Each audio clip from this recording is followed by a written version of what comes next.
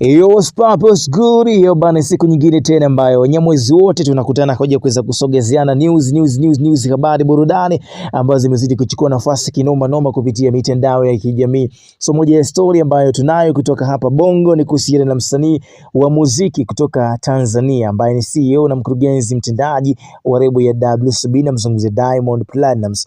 Mmoja wa wasanii ambao wameheshimisha sana muziki wa Bongo Flava na wanazidi kufanya hivyo, na imekuwa ni mmoja wa wasanii ambao wamekuwa kama kioo kwa wasanii wengine kuweza kufikia malengo yao katika ndoto zao za muziki. So Diamond amefunguka kuhusiana na ajenda ambayo ilikuwa inazungumziwa sana kwenye mitandao ya kijamii kuhusiana na kwamba kuna msanii ambaye kuna wasanii wa kuweza kuimba live na kuna wasanii wa kuweza kuwa studio na kuna ngoma ya kawaida na kuna wasanii wa kutengeneza hits. Kwa kupitia ujumbe bana ambao producer S2 Keys ameushare kupitia Instagram page yake ambao ulikuwa ni umetoka kwa Diamond, ambao ulikuwa unasomeka hivi: usanii wa live na wa studio ni vitu viwili tofauti kabisa, na kujua kuimba na kutengeneza hiti ni vitu viwili tofauti kabisa. So ni ujumbe kwa Diamond ambaye ameweza kushare kusema kwamba kujua kuimba na kutengeneza hits ni vitu viwili tofauti, na kuna msanii wa studio na kuna msanii wa kuimba live. So watu wasi complicate na watu wasiweze kupagawa na taarifa kama hizo na vitu kama hivyo, kwa sababu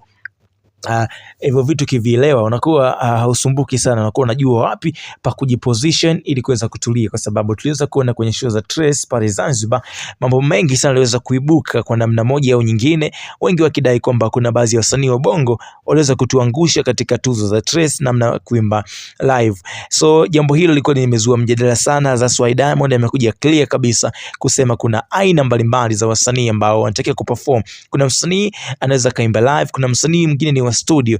Mfano Bien kutoka Kenya ni mmoja wa wasanii ambao wanaweza kuperform kwenye live bila shaka yote. Mfalme Alikiba pia anaweza kufanya hivyo kutoka nyumbani Tanzania. Mbosso Kani na ni mmoja wa wasanii ambao wanaweza kufanya live bila shaka, wanaweza kufanya live bila shaka, bila noma wala nini au sabana. Lakini pia kuna wasanii ambao wanaweza kutengeneza hits na kuna wasanii wa kuimba kawaida. Ndio maana ngoma nyingi zinatoka kibongo bongo lakini hits zinakuwa ni chache kinoma noma. So maoni yako ni yapi kuhusiana na hichi ambacho amekisema Diamond, kuhusiana na hichi ambacho amekizungumza Diamond? Mimi naitwa Chris Junior Official, expensive presenters all time, mtaani the comic ghost.